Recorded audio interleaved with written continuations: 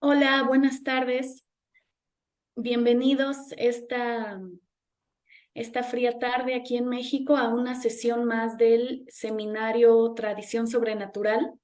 Les agradecemos a todos los que nos están siguiendo a través de la transmisión en las redes sociales y pues les damos de nuevo la más cordial bienvenida a esta sesión. Como les decía, del Seminario Tradición Sobrenatural, coordinado por la doctora Claudia Carranza y albergado por el Colegio de San Luis. En esta ocasión, como ustedes saben, tenemos una presentación bastante fascinante, atractiva, que va a ser sobre el caso de licantropía más famoso del siglo XIX en España. Esta presentación va a estar a cargo de dos grandes invitados que son Castor y Félix Castro. Antes de darles la palabra a nuestros conferencistas, voy a contarles brevemente algo sobre ellos. Castor y Félix nos acompañan desde Ourense, en Galicia, España, eh, y ellos se han dedicado durante más de 25 años a la investigación etnográfica, especialmente en el aspecto musical, y de hecho ellos son músicos tradicionales también, fruto de lo cual han hecho numerosos discos y publicaciones. Por mencionar algunos, sería el catálogo de música tradicional Dalimia, el libro CD Sons Dalimia y la exposición y congreso sobre el músico orensano Faustino Santalices, que es un catálogo y unas actas. También ellos se dedican, han hecho investigación sobre otro campo sumamente interesante que gira en torno al ocultismo en la cultura popular, especialmente en ejes como los editores y las obras principales del ocultismo de principios del siglo XX y la relación de intelectuales gallegos como Valle Inclán, Said Armesto, Vicente Risco, perdón, Álvaro Cunqueiro y otros con precisamente el ocultismo. De esto destacan dos exposiciones que se han llevado a cabo, os libros do Demo sobre grimorios, que digamos derivó en un catálogo, y más recientemente la de San Cipriano, o Mago de Oración Ciprianillos et Tesouros, que también tiene un catálogo. Y como les decíamos, pues en la conferencia de hoy nos van a hablar del que es el caso más famoso de licantropía enjuiciado en el siglo XIX y protagonizado por Manuel Blanco Romasanta, el hombre lobo gallego. Llevan varios años estudiando este caso y en esta ocasión pues nos van a presentar alguno de estos hallazgos. Sin más, les doy la palabra, nada más recordándole a nuestro público que pueden realizar sus preguntas e intervenciones a través de los comentarios de Facebook en el perfil del Colegio de San Luis, donde se está transmitiendo esta conferencia, y al final de la exposición de Félix y Castor lo recuperaremos para poder conversar un poco más con ellos. Así que, sin más, les doy la palabra, Félix y Castor, muchas gracias por acompañarnos y los escuchamos. Muchas gracias. Un honor, un placer estar con todos vosotros hablando de este tema que realmente nos apasiona. Vamos a compartir la pantalla para poder ir mostrando las diapositivas.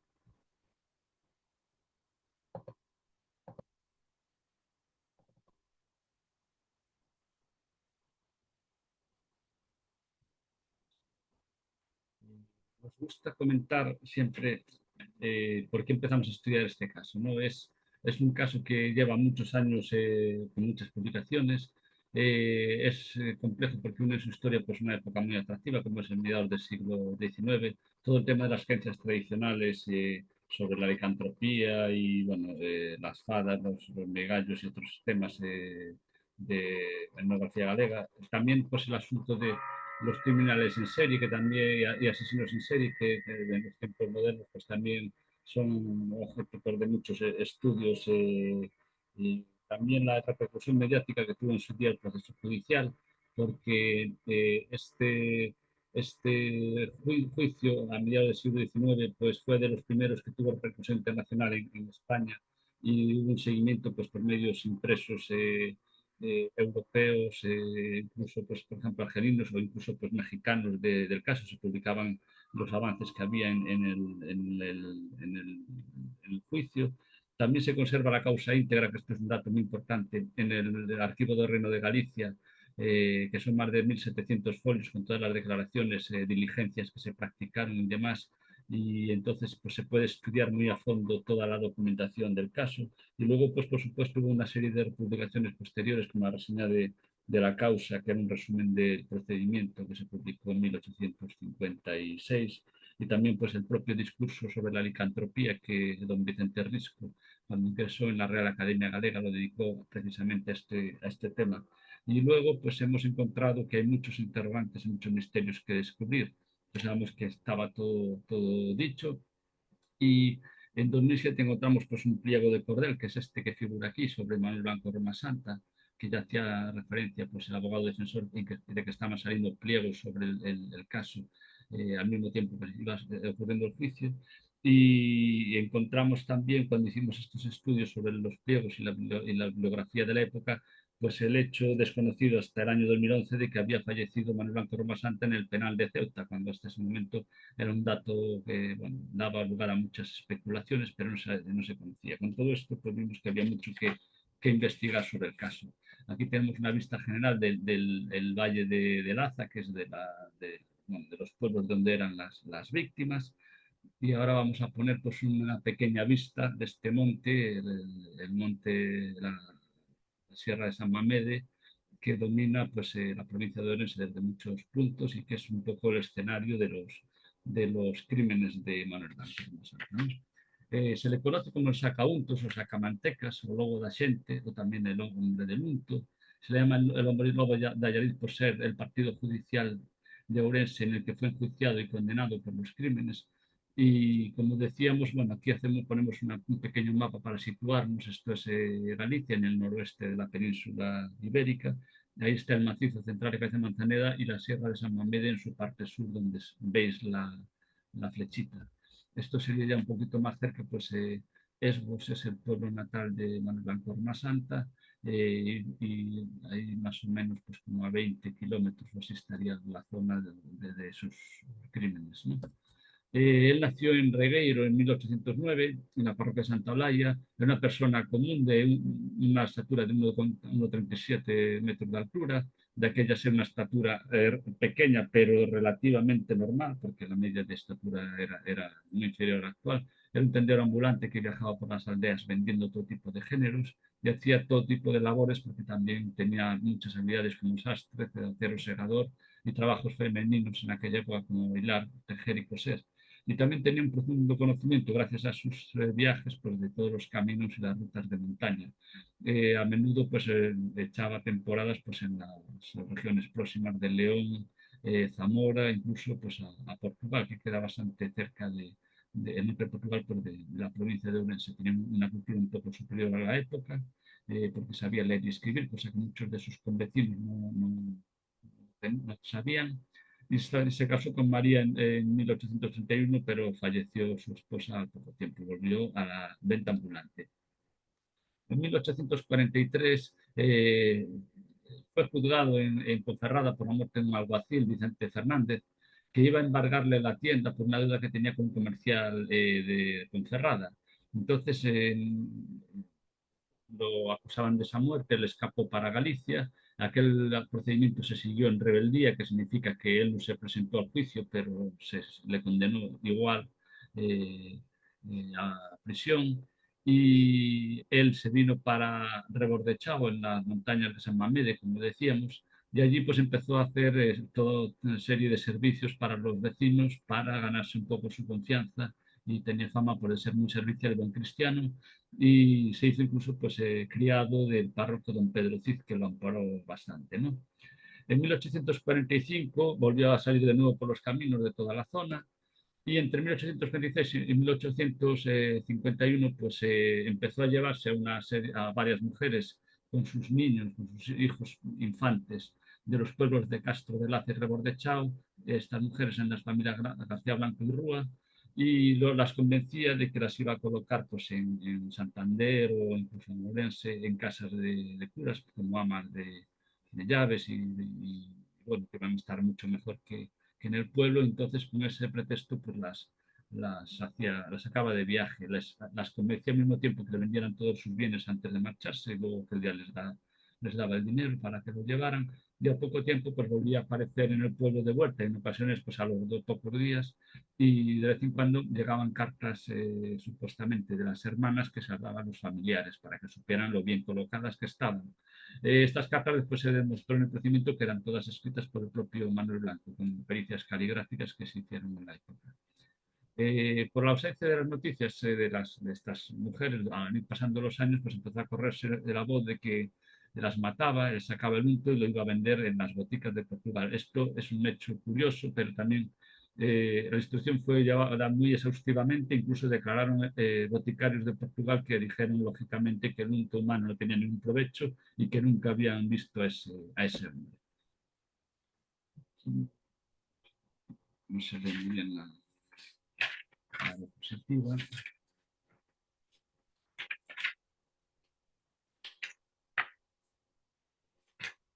No,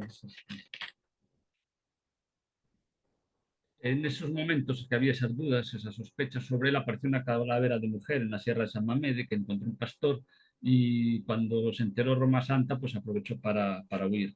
La Guardia Civil estuvo en búsqueda de él, lo encontraron en Paderne, casi lo encuentran en Paderne de Ayarí, donde estuvo oculto precisamente en casa de este cura, de don Pedro Cid, y desde allí consiguió un pasaporte falso en Vilariño de Conso para huir a Castilla. En aquella época, para salir de cada uno de los distintos reinos, el reino de Galicia, el reino de Castilla, etcétera, había que conseguir un salvoconducto cubierto por un alcalde que daba fe pues, de su buena vez, del buen vecino que era, etcétera, etcétera. Entonces, él tuvo que conseguir un pasaporte falso para poder escapar. Luego lo encontraron en Nombela, Escalona, que es en la provincia de Toledo, en el centro de España, en julio de 1852. Hay unos vecinos que estaban haciendo la siega y que eran también de la zona de Laza y conocían las desapariciones, pues lo denunciaron al, bueno, al juez de Escalona y allí fue donde lo detuvieron.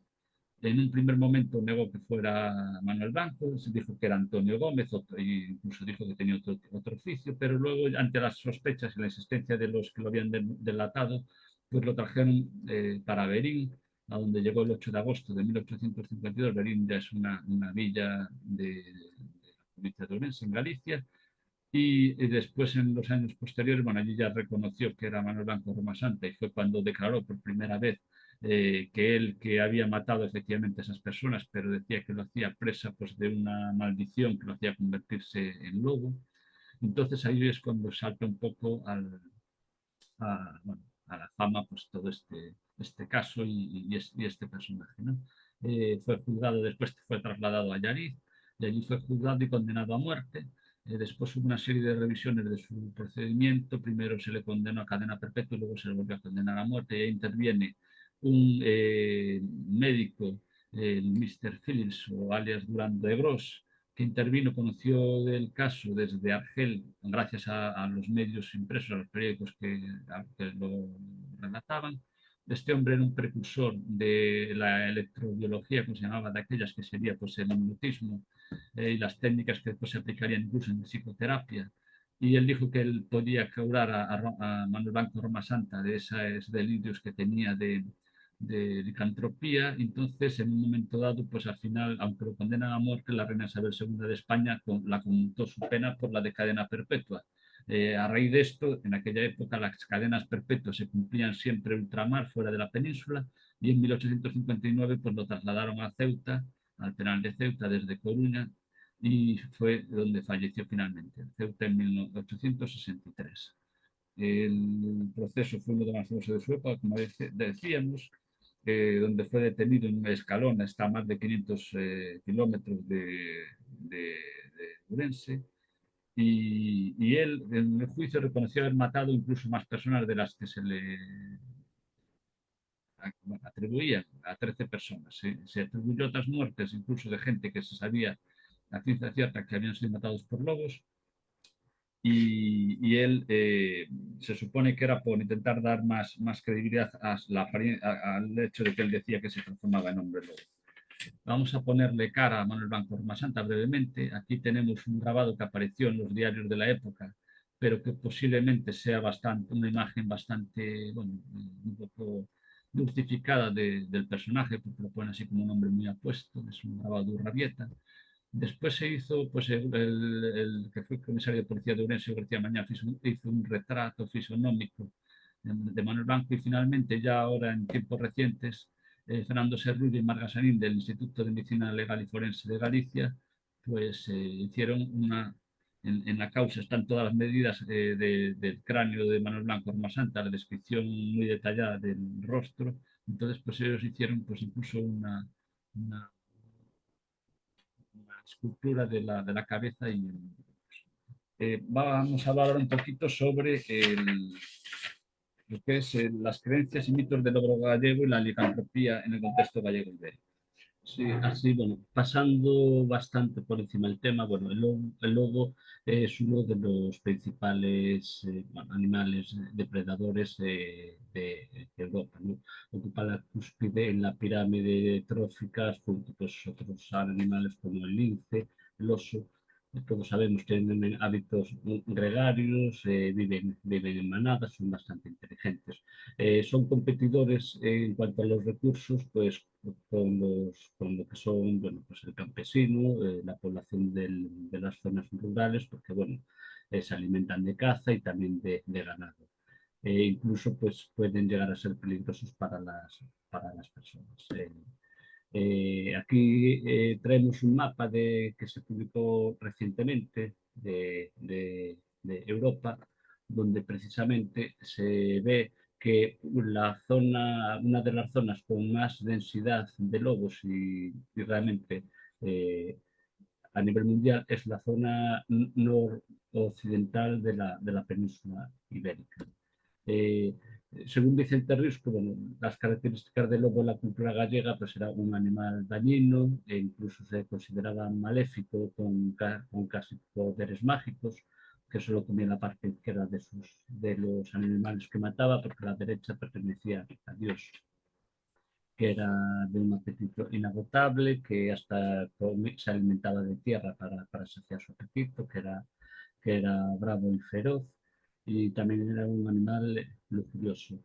Se cuenta pues, que tenía unos efectos mágicos, digamos, en las personas, que su visión producía atontamiento y pérdida del habla, que si no se ve pero se siente, pues se producen escalofríos, que no pasa lo mismo si es el ser humano el que ve el animal primero, que tendría también algunos aspectos beneficiosos cuando se empleaban partes de su cuerpo como uso medicinal. Eh, Hay muchos dichos que se usan en Galicia, pues, que aluden al lobo. Hay uno que a mí me gusta mucho, que es el de si es un lobo te come, cuando es algo que no encuentras y que te está delante de tus narices. Y hay numerosos cuentos que explican sus comportamientos y también algunos se cuentan como reales de personas que se encontraron con el lobo y las cosas que hicieron para salvar su vida, etcétera. También hay cuentos, los típicos cuentos de animales, en donde el lobo pues normalmente es el tonto del grupo, ¿no? Y los engañan pues otros animales, pues carneros, gatos, etc. Eh, Como conductas que hay respecto al lobo, pues hay por un lado las conductas ofensivas, que son los llamados fosos del lobo.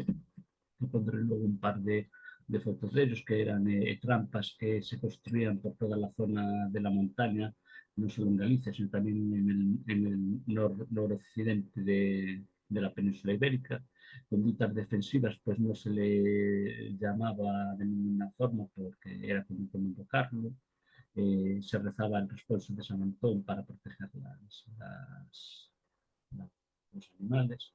Eh, los fosos del lobo pues, existen desde el siglo X aproximadamente, hay varios tipos y algunos de ellos, que voy a poner aquí uno que es en forma de cruz. Esto eran paredes que ocupaban a lo mejor kilómetros, los campesinos hacían batidas y los lobos acababan en el vértice de la trampa y allí eran matados. Hay noticias de lobos rabiosos, como este pliego de cordel de mediados del siglo XIX, que causaron bastantes muertes en la zona de Lugo. Y luego ya para hablar un poco de la licantropía, pues bueno, es pues la conversión de los hombres lobos, pues es de los animales temidos, ¿no? En toda Europa, pues hay casos en la tradición popular, el carú, el werewolf, el lobizón. En Galicia, en concreto, no pasa como en otras partes de Europa que se atribuye, por ejemplo, a brujos, sino que personas que hacen un pacto explícito con el diablo, sino que aquí más bien pues normalmente era una conversión involuntaria, fruto de una circunstancia del destino, pues ser maldecido un hijo por su padre, o ser el séptimo hijo varón en una familia. Hay otras figuras semejantes, como el de peira dos lobos, que es como un pastor, normalmente son mujeres que pastorean manadas de lobos y que si no les hacen caso en sus requerimientos, pues los mandan a atacar. En el caso del hombre lobo, como ya comento, es involuntario normalmente, por fruto pues eso, de que les echaban una maldición por mal comportamiento, por lo típico es por no saciarse de la carne. Y, y bueno, cuando una persona está bajo esa forma de hombre lobo, pues ataca rebaños y personas y causa grandes males, ¿no? Las conversiones son periódicas, a veces están convertidos durante 7 años seguidos y otras veces lo que se dice es que solo se convierten pues, durante una semana, otras semanas vuelven a la forma normal. Y bueno, la forma de transformarse normalmente es quitarse la ropa y revolcarse en la tierra, o a veces pues incluso darle la vuelta a la piel, que tiene una piel interna que es de lobo. Se consideraban muy temidas porque bajo la forma de lobo normalmente no podían ser heridos. Y bueno, hay numerosas leyendas que se recogieron en la montaña orensana, aún incluso hasta hace 20, 30 años, pues la gente hablaba del tema de los hombres lobo, pero normalmente no se acordaban tanto de los nombres los hombres lobo como de las víctimas que habían tenido. Entonces ahí es un poco donde se incardina la creencia bueno, la declaración de Manuel Blanco de que mataba a la gente convirtiéndose en lobo, aunque en la causa no se le dio demasiado crédito. Eh, Hay que enlazar este tema con el tema de bueno, las conversiones de monstruosas en pliegos de cordel, que incluso el propio abogado Rúa Figueroa ya lo alegó en el procedimiento. Pues siempre ha sido un tema popular, tanto de monstruos que parecían que causaban daños como castigo divino, como también la conversión de personas en animales como castigo divino por su mal comportamiento. Voy a poner algunas imágenes así rápidamente de pliegos de las colecciones que tenemos nosotros, que son de monstruos, pues el monstruo de Jerusalén, la fiera de Porto, que son bueno, apariciones de monstruos, eh, una fiera muy famosa que atacó en Chaves y Montalegre por el siglo XVIII. Aparecieron varias relaciones de pliegos de cordel en Lisboa. Luego ya, bueno, la famosa bestia de Gavaldán, que también incluso en su causa hablaban de que si era podía ser un brujo o un hombre lobo. Y aquí podemos ver, pues eso, conversiones en el alarre de Marsella, en una yegua. Estas dos son las de Manuel Blanco Rima Santa y la de un caso ocurrido en Valencia que se convirtieron también en lobos y un par de pliegos más de cordel que de los que tenemos en la colección. También los hay pues el típico bueno, más de la figura de tipo sacauntos, pastelero de carne humana y estos.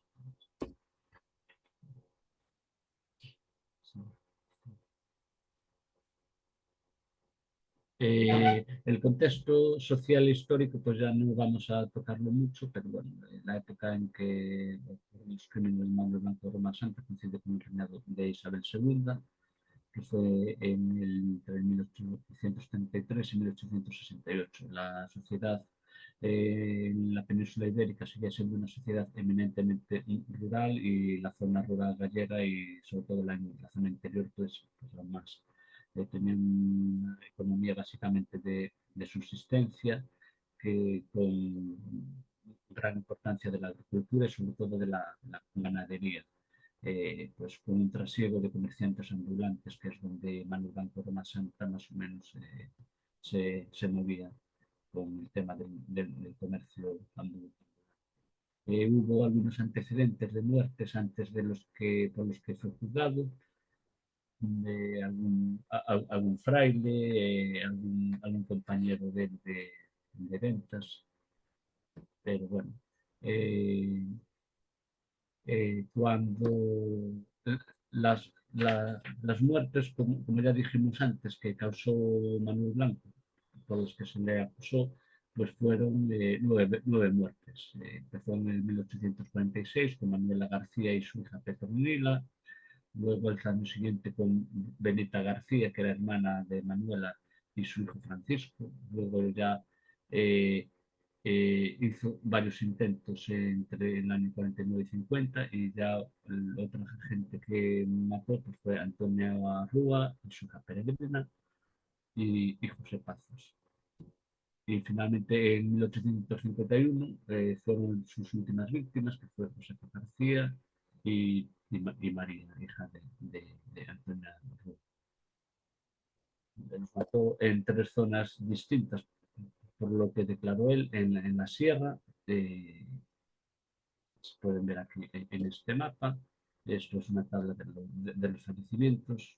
Y esta es pues una de las calles del centro de Castro de Laza, justo en esta puerta de madera de la derecha, por debajo de la galería esa de color verde, es donde decían que vivía el boticario de Castro de Laza, que incluso hoy en día la tradición popular, pues algunos niños contaban que le metían miedo de pequeños, diciendo que si ahí era donde vendía el unto de Manuel. Eh,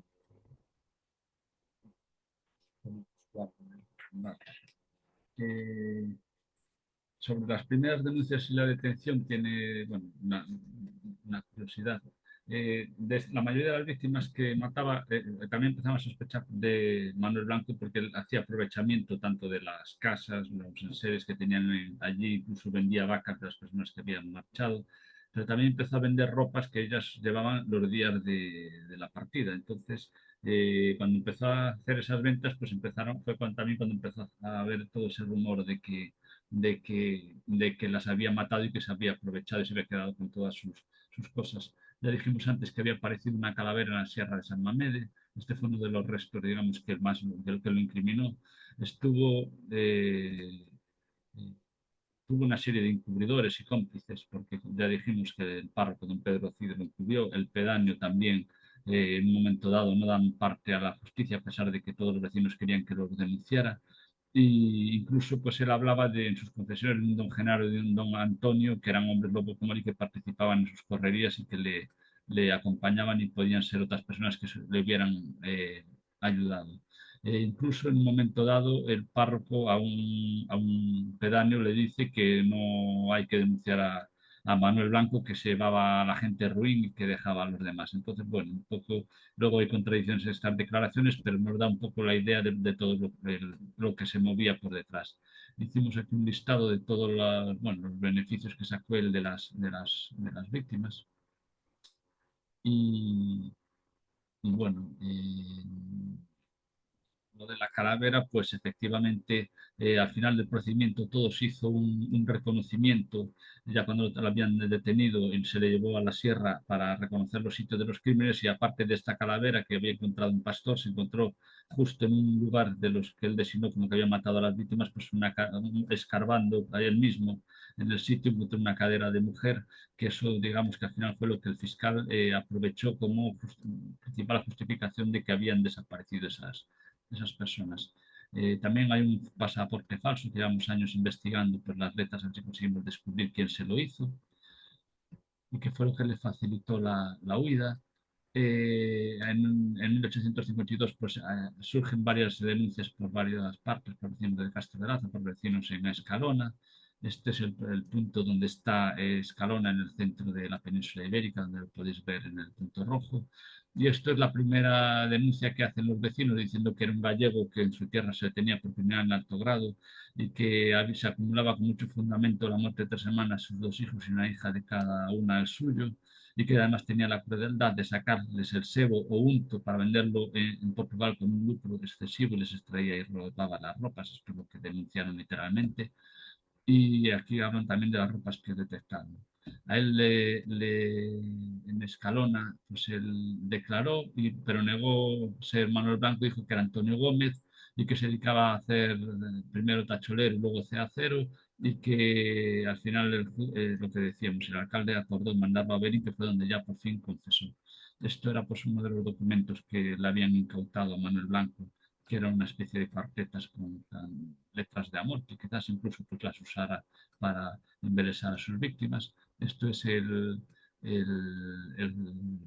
juzgado perdón, el concello el ayuntamiento de Nombela, donde estuvo detenido, y esto es el juzgado de Escalona. Aquí encontramos en la documentación pues, unos planos de la cárcel antigua, bueno, un resguardo del salvoconducto con el que llevaron a Roma Santa hasta Berín. Y esto luego son pues, algunas de las noticias de la prensa de la época, cuando ya surgió el caso, lo que decíamos, y se empezó a hacer público, empezaron a llamar el antropófago gallego, incluso algunos diarios decían que se habían comido a sus hermanos, bueno, lo típico que pasa en los medios de prensa, que a veces inflan mucho las noticias. Precisamente como dijimos antes, pues gracias a esto fue el doctor Phillips el que pudo pues, intervenir en la causa para bueno, mediar a favor de Roma Santa. Él declaró cuando llegó a Berín que se llamaba Manuel Blanco Roma Santa y fue cuando lo reconoció. Dijo que llevaba 13 años dedicado al oficio ambulante y que durante 13 años tuvo una maldición de alguno de sus parientes y que hacía una vida errante y criminal y que se alimentaba de la carne de sus víctimas con otros dos sujetos que solían asociársele. Y incluso pues ahí describe un poco cómo se transformaba en figura de lobo, perdiendo la de hombre, y sentía una fuerza irresistible que se echaba a las víctimas que tenía delante, las desgarraba con uñas y dientes hasta que hechas cadáveres las devoraba y comía. Esto es la descripción de él de cómo cometía los crímenes. Lógicamente nada de esto se ha podido demostrar nunca. Los huesos que aparecieron no denotaban de qué manera habían muerto las personas y bueno, esto no se puede demostrar. Él se imputó una serie de muertes a mayores, como dijimos antes, y en el reconocimiento de los lugares de los crímenes pues, se juntaron los 3 juzgados próximos de Berín, Chávez y Allariz para hacer estos reconocimientos. Fue cuando se encontró uno de los huesos en los sitios que indicamos antes. Vale. Una curiosidad que queremos hablar un poco es la grasa humana del hombre como un medicamento que bueno, es una de las cosas que nos hace pensar, ¿no? Sobre el tema. En todo lo que es la bibliografía experta de la época, tanto libros de medicina como de materia mercantil y tal, sorprendentemente en el siglo XVII y XVIII pues sí que aparece la grasa humana como un elemento normal para hacer pues, todo tipo de incluso jabones, recetas e incluso pues, remedios medicinales. Aquí vemos que, por ejemplo, en este libro de mercantil, pues la grasa humana dice que se usaba como emoliente, temperante, nervina y que era eficaz para la viruela y muchas otras cosas. En el boletín de jurisprudencia, por ejemplo, aparece un caso de una hermana que intentó vender a su hermano, un joven de 18 años, para que le sacaran el unto en Cambados, que es otra localidad de Galicia, en Pontevedra, y que, bueno, intervino la Guardia Civil y consiguieron que no se produjera la venta. Aquí hay un libro que es muy interesante, que es La química galénica de Félix Palacio, de 1735, que curiosamente estaba incluso un ejemplar en la propia parroquia de Castro de Laza, donde residían las víctimas. Eso lo vio Félix pues, hace unos años. Estaba el libro entre la demás documentación de libros de bautismo y demás. En este libro, que tiene todo tipo de fórmulas antiguas, pues por ejemplo, incluso nos llama mucho la atención esta de la preparación del cráneo humano que se ha de escoger de persona que muera violentamente, el que no vale de un osario, de un cementerio, y no de enfermedad, y se partirá en pedazos, se secarán y después se harán polvos sutiles y se guardará para el uso, porque esto pues formaba parte de innumerables recetas que se usaban luego pues en remedios, por ejemplo, contra la perlesía o la epilepsia y otro tipo de cosas. Incluso pues hay tarros, por ejemplo, estos con la inscripción Ashun Hominis en fundia humana del Museo de la Farmacia de Heidelberg. También curiosamente, por ejemplo, aparecieron en la Real Botica de Aranjuez por recibos por haber comprado pues, el boticario unto humano en distintas épocas, en 1749, por ejemplo, y también otro pues, en 1753 que compró pues, una libra de infundia humana sacada del cuerpo de un alemán que riñendo con otro fue muerto prontamente, es decir, de alguna manera fue una muerte bueno, pues, violenta, aunque lo ponen así un poco involuntaria, ¿no? Esto aparecía, pues, por ejemplo, en el discurso de doña Rosa Basante Pol, que lo dedicó al tema del cuerpo humano como un medicamento, en su ingreso en la Real Academia de Farmacia Española. Luego hay pues, otra serie de estudios muy interesantes, por ejemplo, de Rosario de Privil, comparando pues, los sacauntos como el pistaco peruano, o también trabajos de Gerardo Fernández Juárez sobre la atención oral de los sacamantecas en Madrid. Hay casos, desde luego, que están ya muy contrastados, auténticos, como el famoso caso de los crímenes de Gado, y ya incluso recientemente pues, hubo esto del caso de los pistacos de Huánuco en Perú, que después se desmintió que realmente sacaran grasa a sus víctimas, pero no se sabe muy bien qué acabó la noticia. En el caso de Manuel Blanco Roma Santa, pues bueno, nosotros hemos recogido testimonios relativamente recientes de gente que relataba que en aquella época una víctima había escapado junto a él, eh, pues, bueno, la que la había llevado a una cueva, que le había dicho que había una pota en fuego, pero que no se le ocurriera mirar lo que había dentro de la pota. Y bueno, podemos poner, no sé si funciona el audio, yo creo que sí, a ver si se escucha.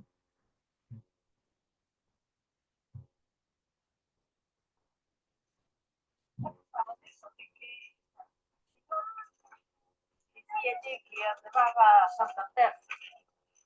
Entonces, No se escucha. que la mataba ya. Sí, que levaba unto a Portugal. Después que viña por outra.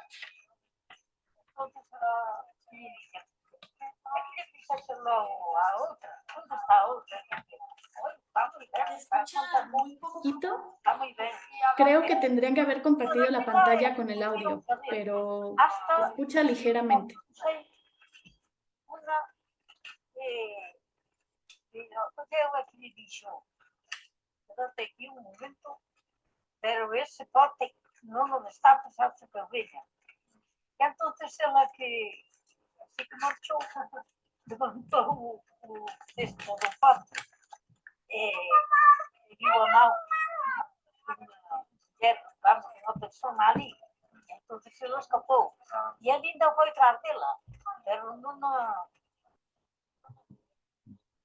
Bueno, pues este testimonio, por ejemplo, ahí está transcrito también, que se entiende mejor también, tiene una particularidad en la causa, bueno, los libros que había de etnografía, antropología sobre el caso de Manuel Blanco, nunca se hablaba de este suceso, y nosotros cuando íbamos allí a preguntar por Manuel Blanco y nos contaban esta historia, pensábamos que la gente se lo había inventado, pero resulta que en la causa original, una de las primeras cosas que denuncian es precisamente que una mujer, una posible víctima, que la habían llevado a una cueva que había debajo de una peña grande y que allí introdujeron a Marta Blanco, donde tenía todos los efectos necesarios para hacer de comer y que era uno de los compañeros de Manuel, que había varios, le dijo que no mirara en el puchero que tenía la lumbre. Entonces ella vio una criatura, una mano de una criatura como de 7 años, y previniéndole de que no sabía nada, le mandaron a buscar agua a echarle, y en efecto cogió una olla, bueno, y se fue a buscarla, y con ese motivo se marchó. Es decir, ella en un momento dado consiguió escaparse de la cueva, llegó, pues siguió un regato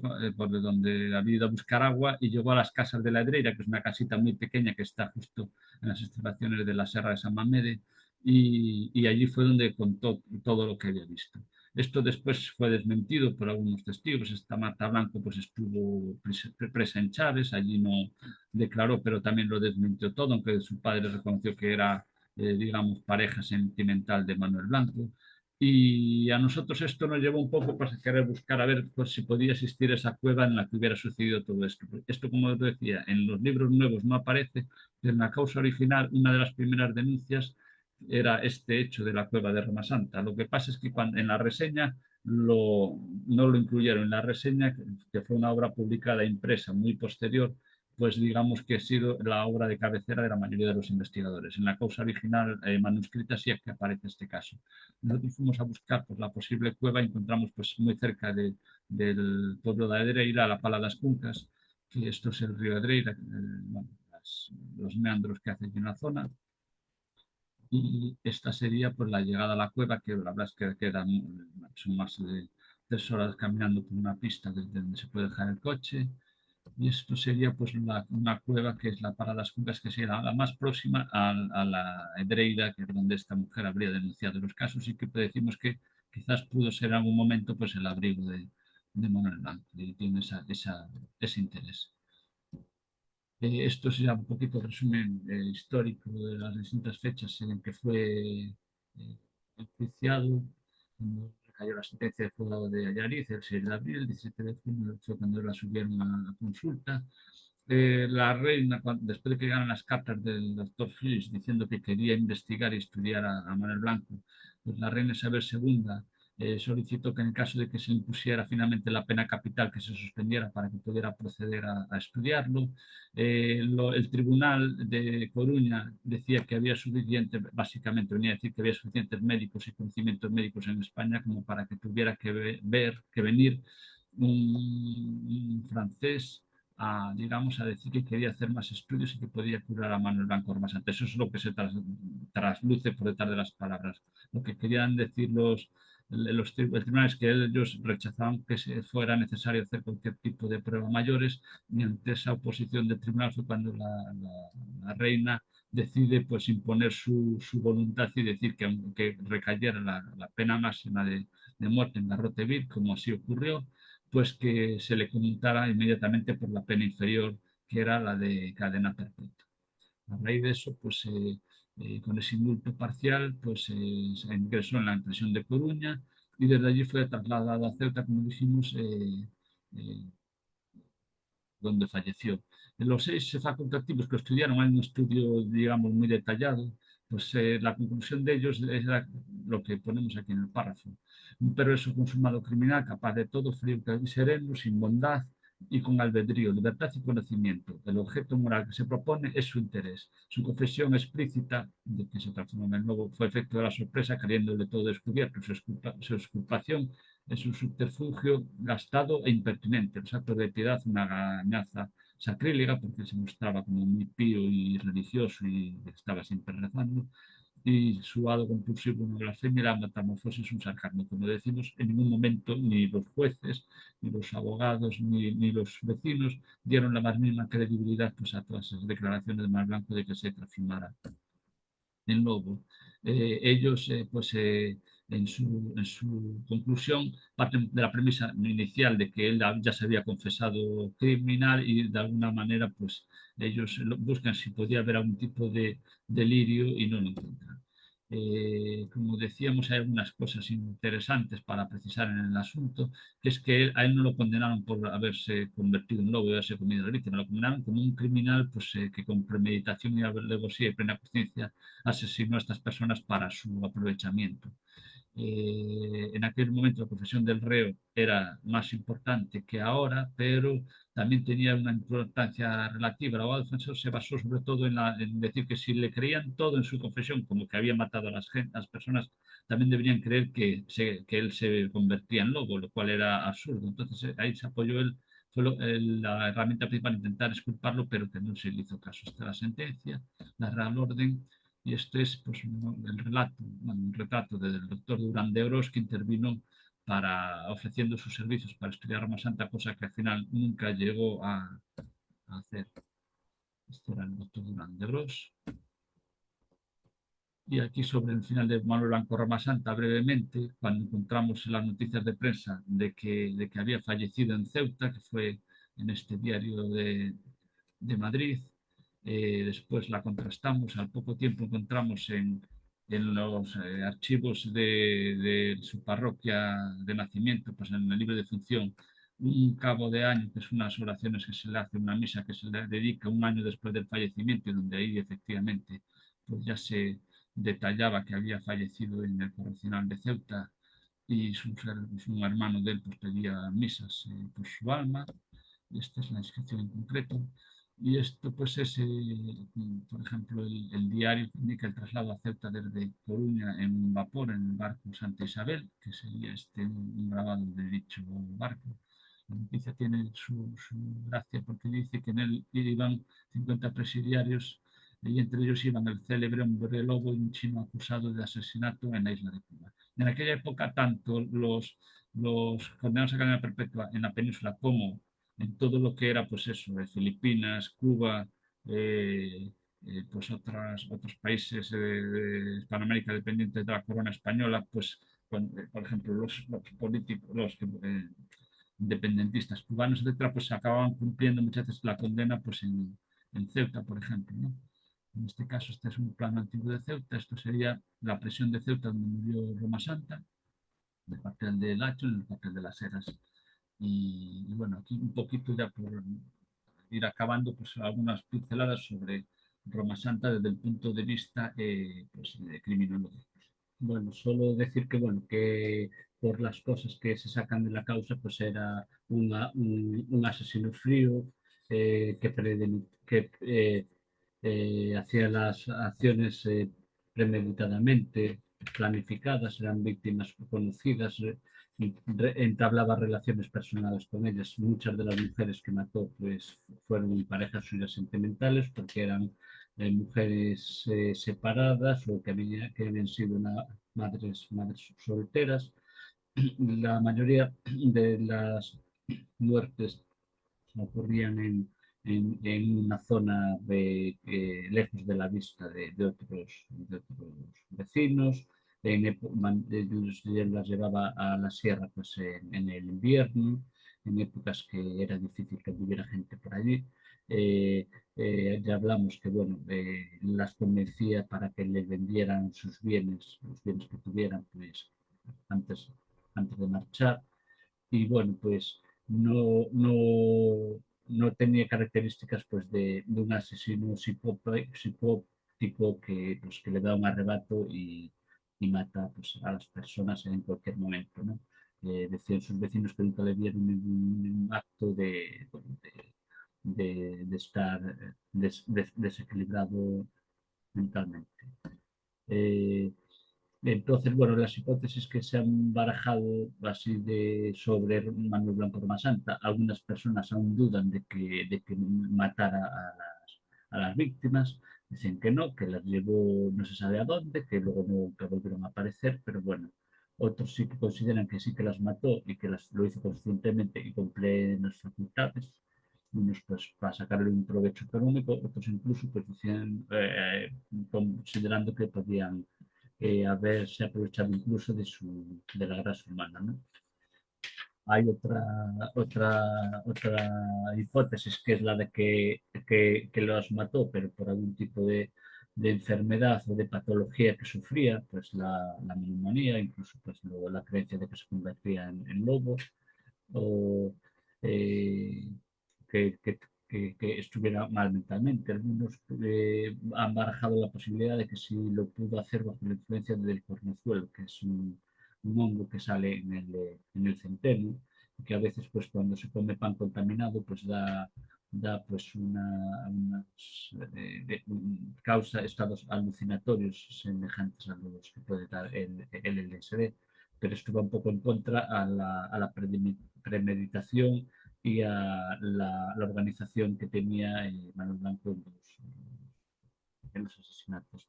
Finalmente, pues la quinta hipótesis sería pues eso, la de que si que las matara realmente convertido en hombre lobo. Y bueno, así rápidamente, no sé si hay alguna cosa más. Bueno, hay cosas que se han también de vez en cuando son objetos de teorías, por ejemplo, aspectos patobiológicos. No, no apareció la inscripción de nacimiento de Manuel Blanco Roma Santa, sino que la inscripción de nacimiento figuraba como Manuela Blanco Roma Santa, y además también, como ya hemos dicho, pues sabía muchos saber muchas profesiones y habilidades pues, atribuidas tradicionalmente pues, a las mujeres, como sastre, coser y bueno, todo ese tipo de trabajos más femeninos en el hogar. Y aparte, junto con sus características físicas, pues se ha hablado mucho de si podía ser un caso de anomalía de diferenciación sexual, que hubiera nacido como mujer y luego con el aumento de andrógenos, pues que se hubieran desarrollado pues, los genitales masculinos en la pubertad. Y bueno, esas son hipótesis que aún están pendientes bueno, de poderse corroborar, pero que también de vez en cuando se traen a colaboración sobre el asunto. Nada más de momento. Esto es lo que teníamos un poco preparado para hoy. Muchas gracias por vuestra atención y estamos abiertos a todas las preguntas, dudas o comentarios que queráis hacer. Bravo, muy bien, muchas gracias. De verdad que es súper interesante. Yo misma tengo algunas preguntas, pero también le quiero preguntar a Ricardo si tiene alguna de las redes sociales y de nuevo pues invitar a los que nos estén viendo a través de la transmisión de Facebook a que si tienen algún comentario o pregunta lo puedan hacer a través de este medio. Igual Ricardo, si tú tienes alguna me la puedes comentar por aquí en el chat. Y lo que voy a hacer ahora es leer un comentario que hay en Facebook y, digamos, en lo que llegan las demás preguntas, quizás hacer una yo misma. También Félix y Castor, no sé si podrían dejar de compartir pantalla para que ahora en el video se vean tanto ustedes como yo. Listo, muchas gracias. Pues, digamos, el comentario que hay en Facebook es de Xochitl, que nos cuenta que ella es, bueno, que conoce el caso de Manuel Blanco Romasanta y que es fan, así pone, y comparte el enlace de lo que supongo que es un documental disponible en YouTube.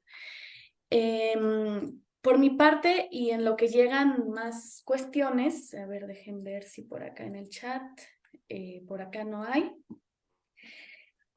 Bueno, es que son muchas cosas. Realmente hicieron un repaso sumamente, eh, bueno, bastante bueno porque fue muy claro, muy completo, pero claro, al mismo tiempo es como que hay tantas cosas que se podrían comentar. Quizás una cosa para empezar, es interesante lo que mencionan sobre esta idea, digamos, esto que él dijo que se convertía en hombre lobo y que no fue algo que tuviera repercusión en la causa judicial. Realmente nadie, por lo que comentaban, los jueces no se lo tomaron en serio.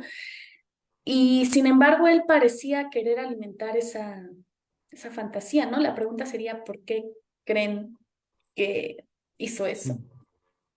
Pues una de las hipótesis que se baraja es que si lo declaraban loco, pues que nunca, o sea, no le podrían imponer la pena de muerte, sino que lo tendrían que mandar de aquellas, pues ya, pues a algún tipo de, no, hospital aún no eran hospitales psiquiátricos, como luego se desarrollaron, pero como que no le podrían aplicar la pena de muerte. Eh, Desde luego, tal como dijiste tú, no le dieron ni la más mínima credibilidad. Es decir, todos los vecinos decían que siempre había sido una persona normal, que nunca lo habían visto hacer nada extraño y que todo eso, pues que eran cosas que se había inventado él. Pero así, o sea, muchas veces incluso hoy en día, en los medios de prensa, por ejemplo, españoles, que se pone a Galicia un poco como la tierra del misterio y tal, pues ponen como que la gente cree en esas cosas, la gente creía de aquellas y en la causa ves que nadie se toma en serio lo más mínimo de lo que dice Manuel Blanco, ¿no? Eh, Otra de las cosas que también a veces da que pensar, hay gente que dice, no, él no mató a nadie, pero él, tal como está el Código Penal en aquella época, la desaparición forzosa de las personas, o sea, la desaparición de las personas, pero que no pudieras demostrar a dónde había ido, era casi equivalente pues, a haberlas asesinado. Entonces, no acabamos de tener muy claro qué ganaba él con hacer esa declaración. Realmente eso es un tema complicado. Eh, pero bueno, a pesar de que pues en la causa se dice que no se le daba crédito al tema, sí que bueno, se Bueno, cuenta siempre que no sé si fue en las vistas de la audiencia de La Coruña, que le pidieron allí que aullara o algo así, era la historia, y decían que aulló y que el juez que quedó allí helado de miedo y que desde aquellas que iba con la pistola al juicio y que lo tenía allí cerca por si acaso. O sea, que, bueno, Pero eso son cosas que ya no se sabe si sí, son, claro, si son verdad o eso, si son ciertas, de luego en la causa no aparece nada de no, eso, no o si parece. es un poco algo que alimenta el mito del personaje. Claro. Sí, es interesante porque, digamos, por momentos sonaría a que lo que él quería era un poco cultivar su fama, ¿no? Trascender incluso bajo esta fantasía que a lo mejor pensó que le daría más renombre, no sé, quizás estoy equivocada, pero de repente parecería eso. Y digamos, como complemento a esta pregunta, digamos, yendo al terreno que como mencionaba Claudia al inicio, me interesa mucho que es la literatura popular impresa y preguntarles, digamos, de lo que pudieron ver, de lo que han podido ver en cuanto a Pliego de Cordel, cuáles son o sea, de qué manera trascendió más la historia de Manuel Blanco. Lo pregunto porque conozco una versión moderna de digamos, del romance del Sacauntos de Ayariz, eh, que supongo está basada en un pliego de Cordel, y ahí de lo que se habla un poco, claro, es de los crímenes, de cómo lo llevó a cabo, pero es un final ejemplar, o sea, el pliego acaba con la ejecución Sí, sí, sí. del criminal y es como, por eso eduquen bien a sus hijos, padres de familia, porque si no les va a pasar esto, ¿no? Entonces, es una versión, pero así se llama el Sacabuntos de Ayariz, y quería preguntarles si nos podrían hablar un poco de lo que han podido ver del caso en sus representaciones de la literatura de Sí, Cordel. sí, bueno, uno que es el que aparece en la portada, que es el que fue publicado en la imprenta de García Marés, José María Marés, creo que es, en Madrid, resulta que se publicó antes de que se dictara sentencia y ya lo publicaron y ya le habían puesto la condena de muerte. Y ya lo habían ajusticiado en Y el ya lo propio habían pliego. ajusticiado y muerto y él aún estaba vivito y Sí, sí, coleando. sí. Esa versión que dices del Sacauntos de Allariz, que la recogieron en Asturias, no la persona que lo recogió, que es Fonsu, se llama de nombre, se lo recogió a una señora mayor y solo se lo recogió vía oral. Ese en concreto varía bastante bueno, la historia en sí, pero bueno, tampoco acaba bien. El criminal, pues como criminal que es, tiene que acabar pues debidamente ajusticiado y no vale que la justicia divina tiene que... Y luego hay algún otro que se cita en la causa también, pero ese aún no lo hemos conseguido ver. A lo mejor algún día pues aparece. Después encontramos también una mención en una revista, no sé si era de Ciudad Real o algo así, que hablaba de Sí. un paisano del pueblo Sí. que allá a principios de siglo se había hecho su cartelón sobre el asunto de Manuel Blanco Roma Santa, su cartelón, y iba con las coplas y lo representaba en el pueblo. Incluso decían que había quedado allí el cartelón. Yo mandé alguna vez un email al propio ayuntamiento a ver si me podían dar alguna referencia. Dije yo, a ver si por un casual apareciera algo por allí de esto tirado, pero de ahí no hemos conseguido más. Pero en aquella época, pues eso, si estamos hablando de que salían pliegos sin haber acabado el juicio, es el que primero publica, el que primero imprime, es el que se lleva, bueno, el éxito, el que los va a vender y tal. Entonces, bueno. Sería como hoy cuando los periodistas sacan noticias sin contrastar, Claro, que las fuentes no valen, pues algo parecido. Sí, no, qué interesante. Muchísimas gracias. Quisiera yo misma estar aquí conversando más, pero voy a leer un par de preguntas que llegaron vía redes sociales y las leo las dos y si gustan responder y con eso ya podríamos ir cerrando la sesión. La primera pregunta es de parte de Óscar Alberto Murillo Rubio, quien dice que es muy interesante la conferencia, que le gustó mucho. Y la pregunta es, ¿tienen bibliografía recomendada del caso que puedan compartir? Esa sería la primera pregunta. Y la segunda es de Ángela Fernández, quien comenta, voy a leerlo, dice, muy interesante. Quisiera saber si hubo otros eventos que podrían otros eventos que podrían considerarse alimentaron el imaginario en torno al caso. Es curioso que en el sur de la Nueva España llegó mucha herencia de leyendas y mitos gallegos, como el de los duendes. Saludos y felicitaciones. Listo. No sé si quieran comentar algo y con eso, digamos, a reserva de que ustedes tengan algún otro comentario, podríamos ir cerrando. Bibliografía, lo primero más interesante es la reseña de la causa, que como decíamos es una publicación que hizo el propio abogado defensor de Manuel Blanco Roma Santa.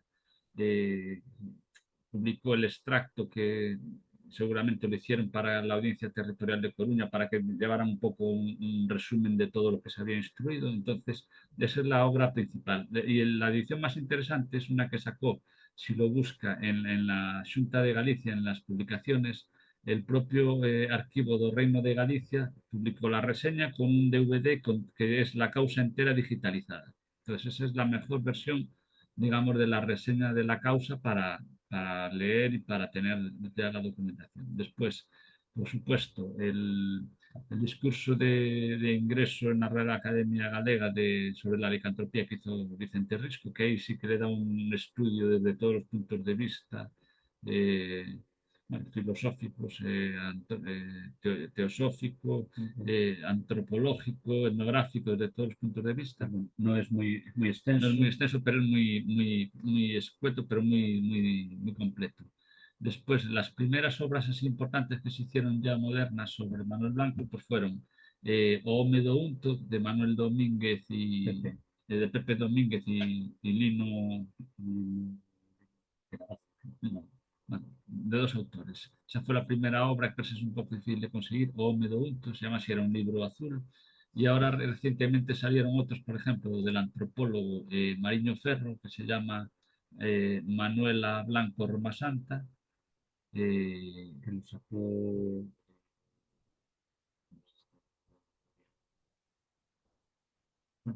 del año 2010 o sí. 2000. También podemos mandaros un documento Sí. a lo mejor para compartir después por ahí. Sí, Y luego en los últimos años han salido varias publicaciones de la Diputación de Ourense, también pues recopilando y actualizando algunas obras pues, de este autor, de este periodista de Ourense, Pepe Domínguez, sobre Manuel Blanco. Pero quizás lo más interesante, la reseña para leer ya las fuentes desde el principio.